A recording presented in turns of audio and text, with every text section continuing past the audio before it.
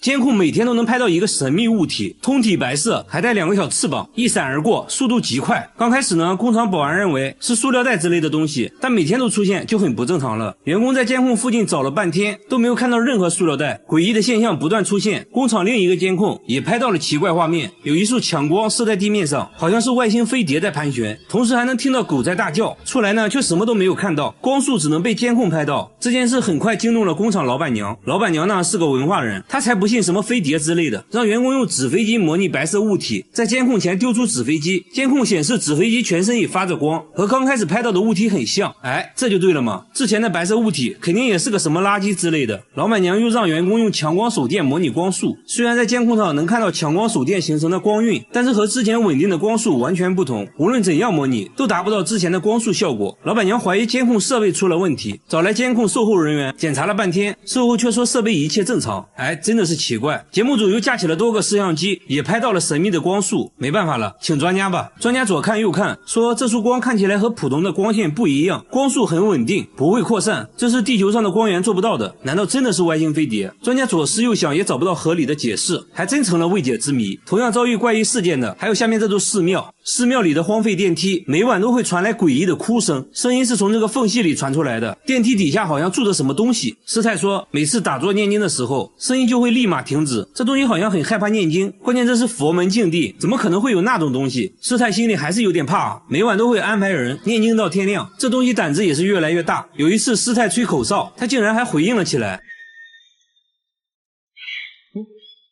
那会不会是小动物之类的？师太说下面全是水，不可能有动物能存活的，那这电梯下面到底是什么？节目组决定把相机伸到下面一探究竟，左看右看，除了一滩死水，里面啥都没有。接着又把相机伸到水下，还是一无所获。师太想吹口哨引起这东西的回应，这次未能如愿，里面还是静悄悄的，实在没办法了。节目组决定拆电梯，还把电梯里面的水都排空了。工作人员壮着胆子爬了下去，环顾四周没有看到任何生物，工作人员不放弃，继续翻找。突然一只树蛙跳了出来，难道声音就是他发出来的？专家再次听了下录音，哎，还真是树蛙的叫声。之所以声音和平时蛙叫有差别，是因为它们正处在发情期而已。解决了寺庙的问题，下边的玩具又出现了新问题。这个玩具频频传来怪声，只要静静的听，就能听到滴答滴答的声音。他有次还看到女儿半夜跟玩具对话，这把他吓了一跳。女儿却表示自己很喜欢这个玩具，真的是奇怪，一个实木玩具怎么可能会叫？有时候主人气不过，用力敲2下，它又会稍微消停一会儿。不过凡事要讲科学，节目组用话筒录下了这个怪声音，找到了声音分析专家，对录下来的声波进行了波长分析。专家说声波间隔不一样，很明显是一种有生命的东西，应该是某种生物移动时产生的声音。哎，真是见了鬼了。主人拿着玩具又找到了一位木工，木工研究了半天，说自己没有听过这种声音，这不像是木头能发出来的。所以床里真的有某种生物吗？主人做了个奇葩的决定，把玩具带到了医院，干嘛呢？上 CT 机。医生们也是第一次给床做 CT， 看了半天，终于看到了一点点奇怪的地方。这个木头边框里面有个3厘米的东西，经过反复实验观察，医生确定这就是一只3厘米长的虫子，而且还发现了虫子吃木头的痕迹。看到这个东西，夫妻是想哭又想笑，原来都是他在搞鬼。好了，我是月贝，关注我，每天一个迷惑行为大赏。猫头鹰为了报答救命之恩，每天早上都准时给主人送老鼠，已经持续了4年。如果看到主人无动于衷，它还会把死老鼠往主人嘴里塞。不仅仅是老鼠，它偶尔会带来其他礼物，就比如蛇之类的。就问你感不感动？有时主人在睡觉，它就叼着老鼠在旁边等得不耐烦了，会直接上前对着主人叫个不停，快起来吃老鼠啊喂，新鲜的，我刚抓的。这操作让主人哭笑不得。猫头鹰是主人在野外发现的，当时它受伤严重，主人悉心照顾了2个月，和主人的感情愈发深厚，与家里的猫咪和鸟都成了好朋友。等它恢复了健康，主人就把它放生了，但它没有忘记主人的恩情，时不时就飞回来探亲，每次都不会空手来。对猫头鹰来说，最好的礼物当然就是食物，而它最爱吃的就是老鼠，所以每次都会给主人送来新鲜老鼠。它也很懂人情世故，每次还会给鸟儿带上几只。鸟儿看到老鼠吓了一大跳，吃不了这个，谢谢啊。